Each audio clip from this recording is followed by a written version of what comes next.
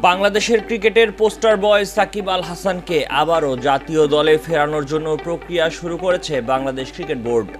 বিসিবির সহসভাপতি ফারুক আহমেদ জানিয়েছেন, সাকিবকে মাঠে ফেরানোর ব্যাপারে ক্রিকেট বোর্ড ইতিবাচক এবং এ বিষয়ে সরকারের পক্ষ থেকে আইনি বিষয়গুলোর সুরাহা করার চেষ্টা চলছে।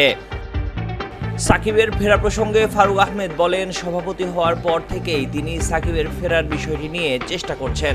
সাকিবের ফিটনেস এবং প্রফেশনালিজম নিয়ে কোনো সন্দেহ নেই উল্লেখ করে তিনি বলেন, ক্রিকেট বোর্ড সব সময় চায় সাকিব দেশের হয়ে খেলুক।